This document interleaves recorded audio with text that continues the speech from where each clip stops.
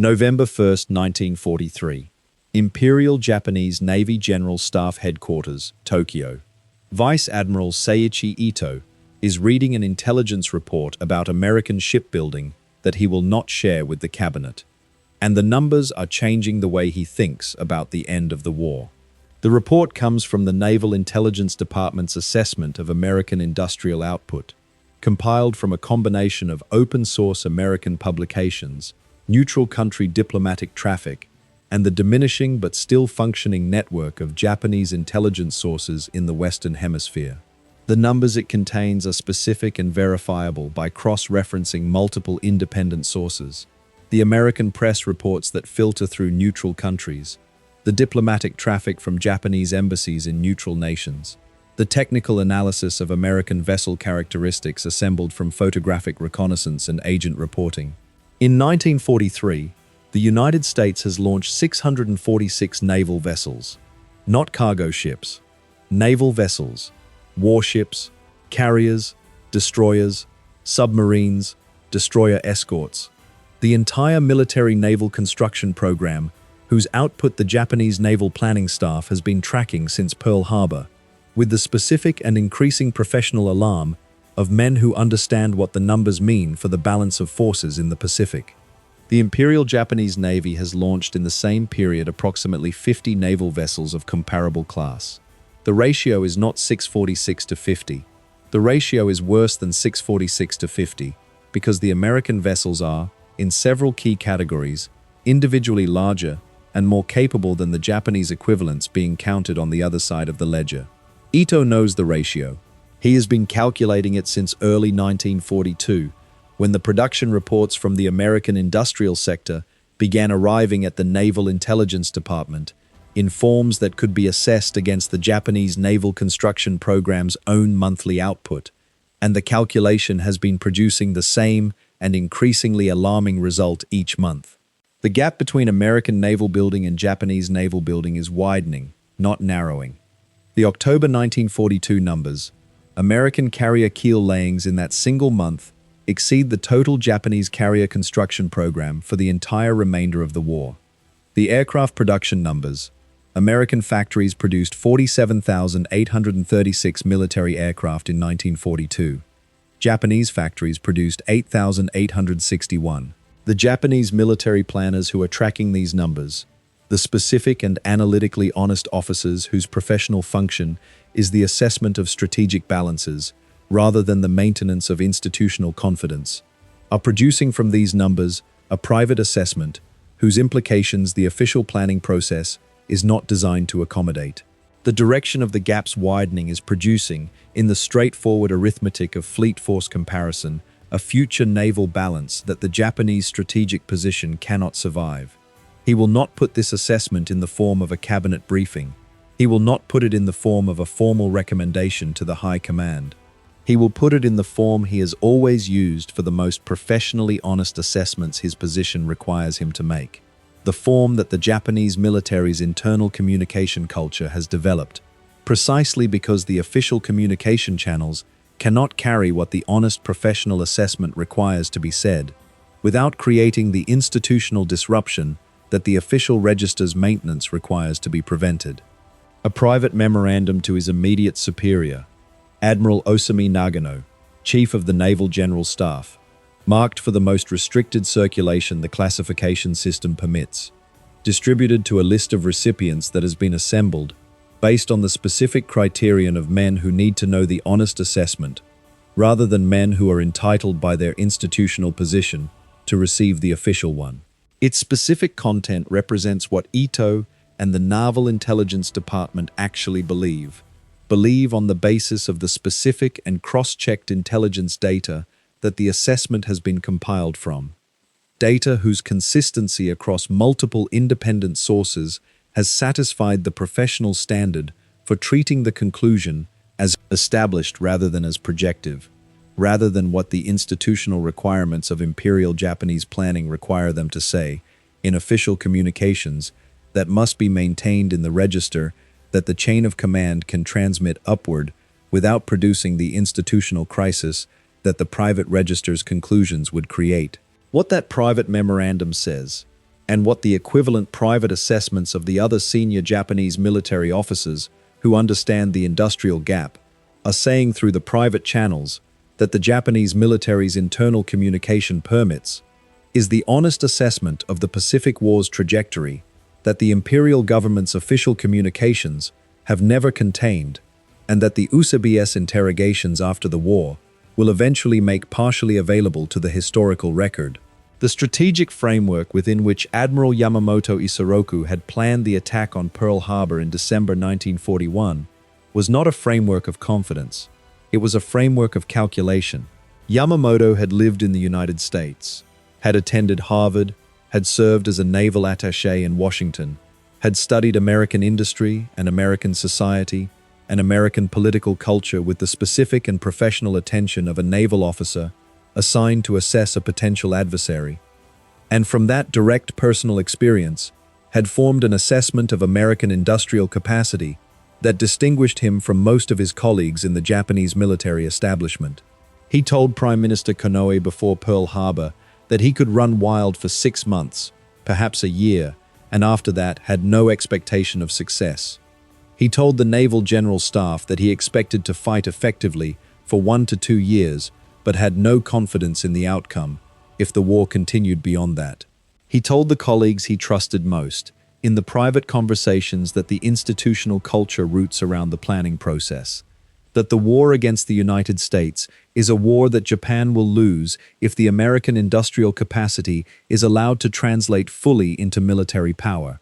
and that the time required for that translation is the 1 to 2 years that the strategic plan has been built around, and that the Japanese offensive operations have been designed to use productively before the translation is complete. This statement has been remembered as prophetic. What it actually represents is the specific and accurate assessment of an officer who has studied the country he is about to attack, and who knows, with the precision that the industrial statistics available to any careful student of the American economy provide, and who has studied the American economy with exactly this careful and professional attention during his tours in Washington and in his subsequent engagement with American economic and military literature,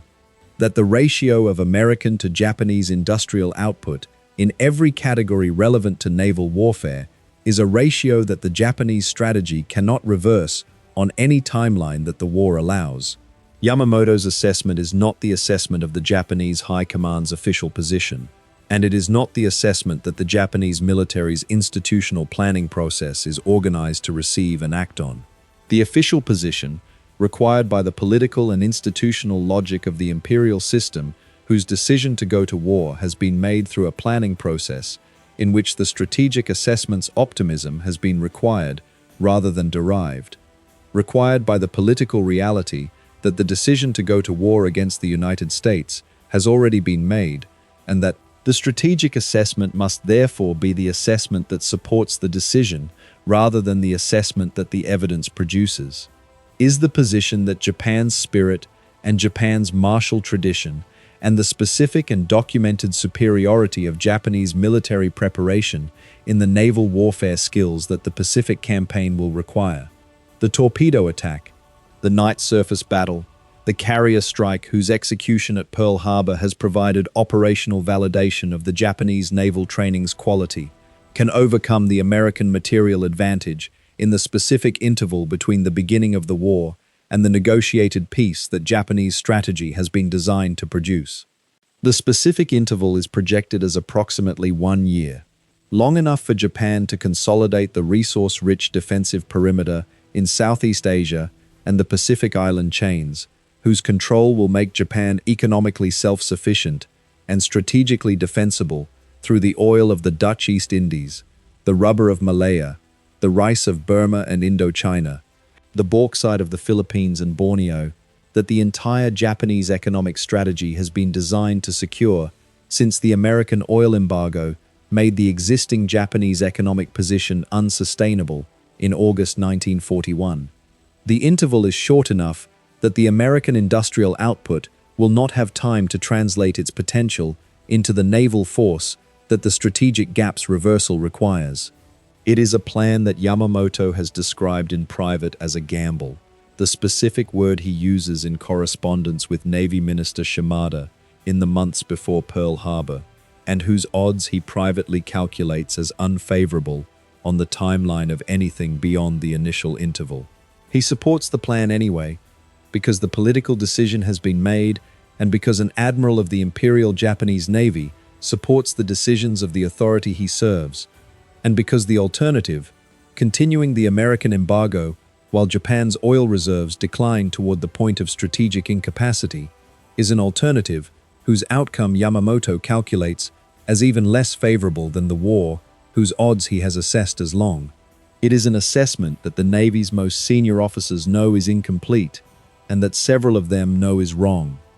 The year 1942 produces in the Japanese High Command's private assessment a specific and sustained revision downward of the confidence level that the Imperial strategic framework has been assigning to the Japanese ability to achieve its negotiated peace objective, not in the official planning documents, which maintain the confidence level that the institutional requirements prescribe, but in the private communications and private conversations that the two-register system circulates outside the official channel. The revision is driven by specific operational and intelligence data that the private assessments document with the professional precision that the institutional private communication permits and that the official communication does not. Admiral Osami Nagano, Chief of the Naval General Staff, tells his senior planning staff in a restricted meeting in September 1942, the content of which is documented in the personal diaries of officers present, that the operational situation in the Solomons is consuming naval resources at a rate that the war's intended duration cannot sustain, and that the decision about whether to continue the Guadalcanal campaign must be made in light of the resource reality rather than the operational ideal. He is describing the two-register system in functional terms. The resource reality is the private register. The operational ideal is the official one, and the decision must be made in light of the former rather than the latter. It is an unusual moment of institutional candor, whose occurrence reflects the specific and mounting pressure of the operational data on the official register's ability to maintain its optimism. The Battle of Midway in June 1942 is the most dramatic single event producing the revision, the loss of 4 fleet carriers in a single day, Akagi and Kaga and Soryu and Hiryu, burning and sinking in the waters northwest of Midway Atoll, after the dive bombers of Enterprise and Yorktown have found them at 1,022 hours, with their flight decks covered in armed and fueled aircraft, preparing for the second strike that the battle's morning has required. The dive bombers arrive in the specific gap between Japanese fighter cover that the morning's tactical chaos has produced, and in the 5 minutes between the first bomb hit and the last. 3 Japanese fleet carriers are already beyond saving, their hangar decks igniting stored aviation fuel and armed bombs in the secondary explosions that the damage control teams cannot stop because the damage is everywhere simultaneously and the fire is in the fuel and the ordnance that the damage control teams cannot suppress once the initial detonations begin. Hiryu survives the morning strike and launches a counterstrike that damages Yorktown, but Hiryu is found and struck in turn by afternoon dive bombers and joins her sisters on the ocean floor by midnight. The loss of these 4 carriers to American dive bombers, whose attack has been enabled by the American code breaking that the Japanese cryptographic community has failed to detect, and that the Japanese strategic planning has not accounted for as a vulnerability, represents in the Japanese naval assessment not merely a tactical defeat, but a strategic inflection point. The 4 carriers that are now on the bottom of the Pacific Northwest of Midway are carriers that the Japanese naval building program cannot replace on the timeline that the strategic situation requires. The American carriers that have survived the engagement, and that will be supplemented in the months following Midway by the accelerating output of American carrier construction, are carriers that the American industrial program will replace and supplement at rates that the Japanese naval construction program cannot match. The men of the Japanese Naval General Staff who work through the Midway assessment in June and July 1942 are working through the specific arithmetic that turns a tactical battle's outcome into a strategic insight. The Japanese cannot afford to lose carriers at the rate Midway has produced, and the Americans can. The arithmetic is specific. Japan has 10 fleet and light carriers at the beginning of the war. Midway removes 4 in a single day. American carrier construction has 26 fleet and light carriers in various stages of construction, or fitting out in June 1942, and the Essex-class program, whose specifications represent the most capable fleet carrier in naval history, is scheduled to deliver its first hulls in December 1942. By December 1943, the American fleet will have received 9 Essex-class fleet carriers and 9 Independence-class light carriers, 18 new carriers in 18 months, arriving in the Pacific Fleet at the rate of 1 new carrier per month, in the most concentrated naval construction achievement in the history of naval warfare. Japan's construction program will produce 3 carrier conversions in the same period. The ratio is 18-3. The ratio is the war, and the Naval General Staff's most honest analytical officers know it is the war in June 1942. In the private documents and private conversations that the institutional culture roots around the official planning process, when the official planning process's optimism cannot accommodate what the evidence produces. August 7, 1942. Guadalcanal, the Solomon Islands. The United States Marines of the 1st Marine Division have just landed on an island that the Japanese garrison has been using as the site of a new airfield, and the Japanese High Command is receiving the reports of the landing with a specific and documented uncertainty about what the landing means for the strategic situation in the South Pacific. The Marines on the beach are digging in against the Japanese counterattack that the garrison's survivors and the naval forces that the combined fleet is moving toward the Solomons are going to deliver. The heat on Guadalcanal in August is the specific and brutal heat of the tropical Pacific at sea level.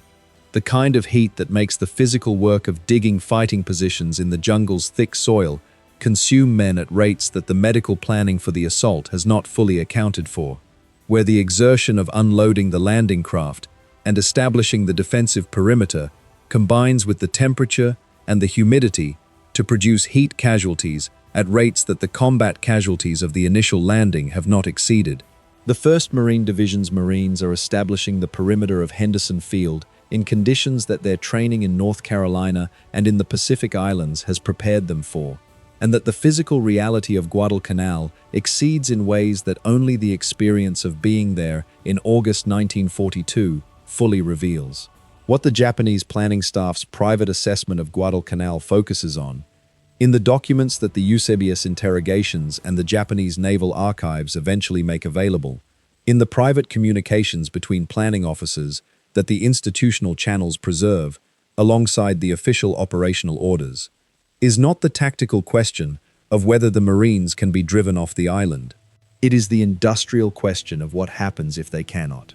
If the Americans hold Guadalcanal and complete and operate the airfield, the Henderson Field that is going to bear its American name, the strategic position in the South Pacific shifts in ways that the Japanese defense perimeter's assumed geometry does not accommodate. But the more specific private concern of the Naval General Staff's most analytically precise officers is the follow-on implication. If the Americans hold Guadalcanal, they will reinforce Guadalcanal, and the rate at which they can reinforce it is a function of American industrial output in the categories of troop transport, naval escort, and aircraft production that the Japanese interdiction campaign must contest. And the contest between American industrial output and Japanese interdiction capability is a contest whose arithmetic is the same arithmetic that Ito is reading in the November 1943 Naval Construction Report. The near failure in the Japanese High Command's private assessment of American industrial power, the moment when the assessments come closest to producing a strategic recommendation that the private reality and the official position might together have generated, arrives in the specific period of mid-1943, when several of the Japanese military's most senior and most analytically honest officers attempt to use the private assessment channels to communicate to the broader High Command the specific and increasingly undeniable gap between Japanese industrial output and American industrial output in categories that the Pacific War's operational demands are making directly relevant to the war's outcome. Admiral Minachi Koga, who succeeds Yamamoto, after Yamamoto's death on April 18, 1943. The ambush that American P-38 fighters execute based on the same code-breaking that won Midway, intercepting the transport aircraft carrying Yamamoto on an inspection tour of the Solomon Islands, in an operation that American signals intelligence has made possible, and that the Japanese military's inability to protect its communications has enabled, is among the officers who are receiving the private assessments of the industrial gap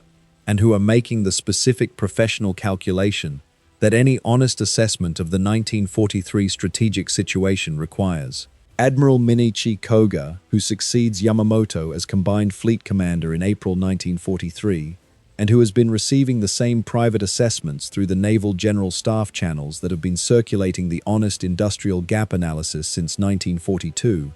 is the officer whose private communications most directly document the specific translation problem that the two-register system has been producing in Japanese naval planning. His private communications, available in the naval archives and in the accounts of officers who served under his command and participated in the planning sessions that his tenure as Combined Fleet Commander produces, reflect the specific calculation of a man who has accepted the private assessments as accurate and who is attempting to design operational strategies for the combined fleet that account for the industrial reality, without acknowledging that reality in any form that the institutional Japanese military planning process can act on as a strategic finding that requires a strategic response. He is attempting, in other words, to be privately honest about the strategic situation while publicly maintaining the official register's required optimism.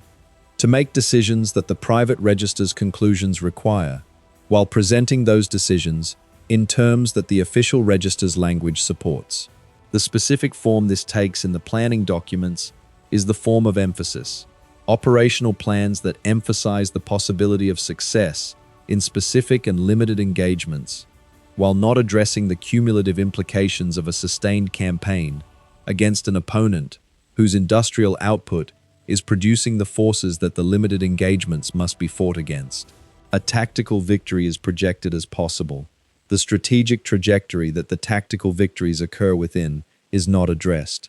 The near failure is the failure to translate the private acknowledgement into the institutional recommendation that would allow the Japanese High Command to make the strategic decisions that the private acknowledgement's accuracy requires. This failure is not a failure of courage in the individual sense.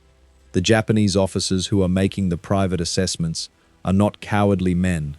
and several of them have distinguished personal combat records that demonstrate in the most direct available way their willingness to face danger. The failure is a failure of institutional mechanism. The Imperial Japanese military culture has not developed and does not possess the specific institutional procedure by which a senior officer's private finding that the strategic situation is irrecoverable can be communicated through the chain of command to the political authority in a form that produces the political decision that the finding logically requires. The culture has not developed this procedure because the political environment that the military culture operates within has not permitted the development of procedures whose use implies the acknowledgement of strategic failure.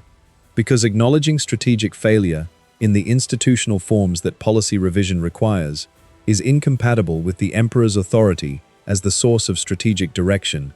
because challenging the strategic direction of a war that the emperor has authorized is challenging the emperor's judgment, and because challenging the emperor's judgment is the specific form of institutional heresy that the imperial system's political culture makes impossible. The private acknowledgement accumulates, the policy continues,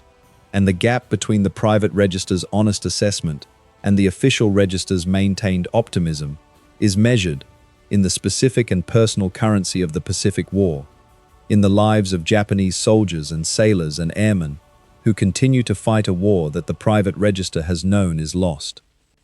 The specific and documented private admissions that the Japanese High Command makes about American industrial power in 1943, available in the USPIA's interrogations conducted after the war, in the naval archives that post-war American researchers have been able to access, and in the accounts of Japanese officers that the post-war Japanese Military History Project has assembled, are remarkable for their specificity and for their consistency. Admiral Shigeru Fukudome, chief of the Naval General Staff Operations Section, tells his USPS interrogators in 1945 that the Navy's operational planning from mid-1943 onward has been conducted with the knowledge, held privately by the planning staff, that the material balance in the Pacific is shifting irreversibly against Japan. He describes the planning process as occurring in two distinct registers: the official register, in which the operational plans are presented as capable of achieving the strategic objectives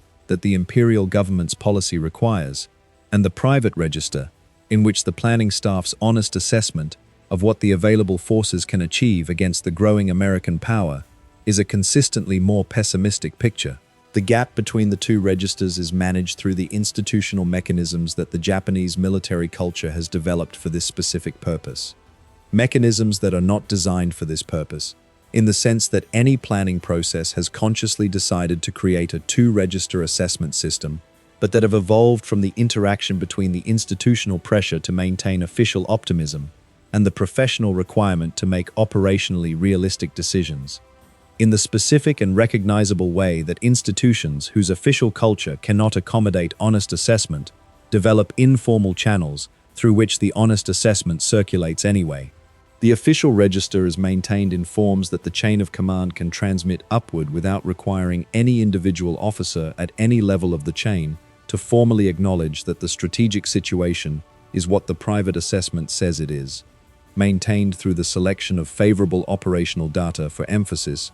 through the projection of operational outcomes that the official planning assumptions make achievable, even when the honest professional assessment says they are not achievable on the available resources, and through the institutional deference to the strategic direction established by the authority that cannot be challenged without creating the institutional crisis that the official register exists to prevent. The private register is maintained in forms that allow the honest assessment to inform individual operational decisions without producing the institutional crisis that a formal acknowledgement would create. The 1943 American industrial output makes this gap between the two registers progressively harder to maintain. By November 1943, when Ito is reading the naval construction report that will become his private memorandum to Nagano, sitting in his office in the Naval General Staff headquarters in Tokyo, with the specific and disciplined attention that his professional training has always applied to intelligence,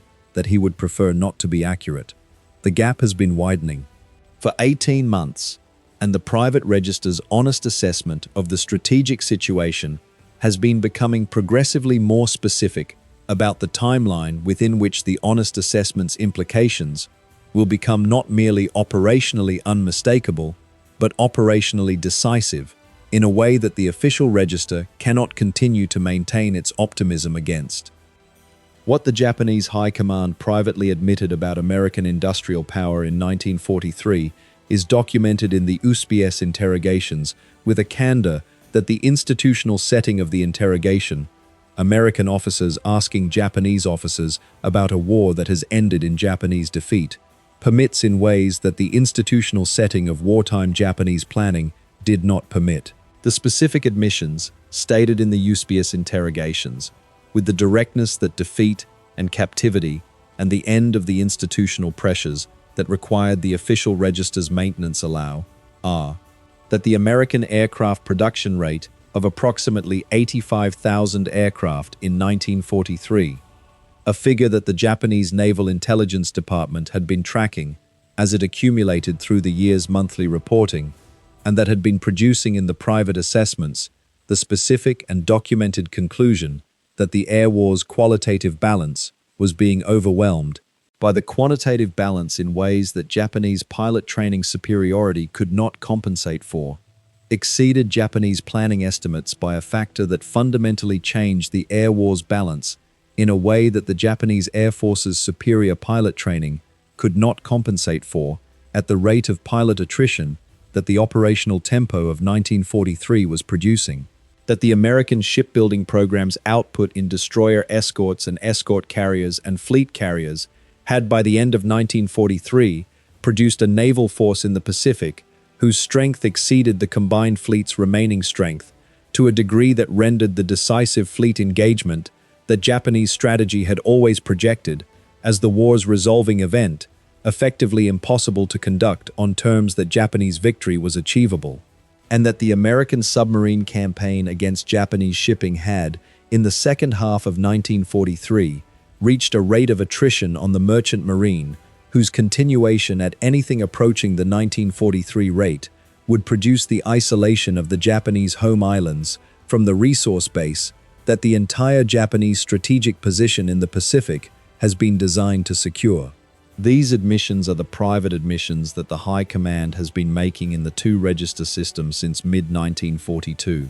making in the private memoranda and the restricted circulation assessments, and the personal conversations between senior officers that the institutional culture allows as the safety valve for the honest professional assessment that the official culture cannot contain, and that the November 1943 assessment crystallizes in the specific form of numbers that are no longer subject to the interpretive ambiguity that allowed the official register's optimism to be maintained against the private register's pessimism through the first half of 1943. The November numbers are specific. The American aircraft production rate has exceeded 8,000 aircraft per month. The Japanese aircraft production rate has reached 1,900 per month. The ratio is 4.2 to 1 in production. In operational losses, the ratio is even worse. The attrition of the Guadalcanal and Solomon's air campaigns has been consuming Japanese trained pilots at a rate that the pilot training program cannot replace with equivalent quality,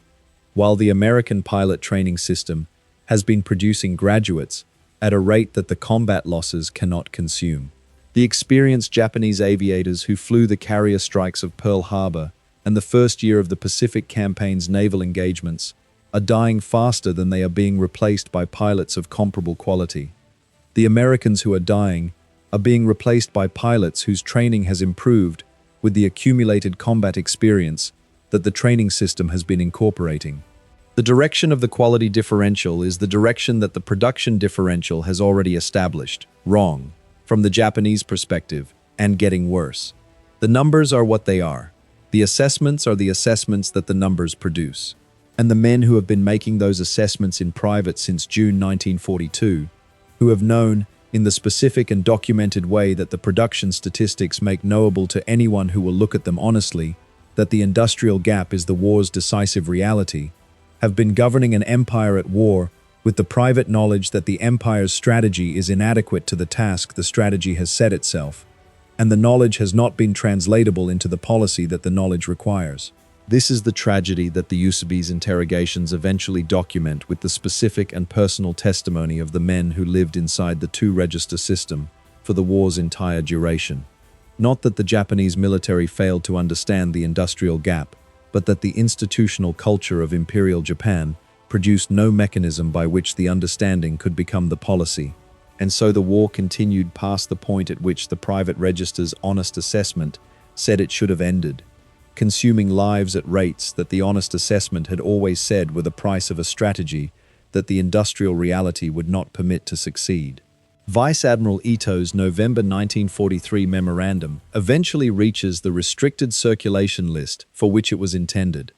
It is read by men who already know what it says, because they have been doing the same arithmetic from the same data and arriving at the same conclusions through the same private assessment channels. It does not change the policy. Nothing in the private assessment system changes the policy, because the policy exists in the official register, and the private assessment system exists in the private register, and the two registers do not communicate in the direction that would allow private assessment to become public policy without creating the institutional crisis that the entire system has been designed to prevent. The industrial gap widens, the war continues, and the men who have known since 1942 that the gap is the war's decisive reality die with the knowledge that the knowledge was not enough, that understanding what is going to happen is not the same as being able to stop it from happening, when the system within which you understand it is the system that prevents the understanding from changing anything.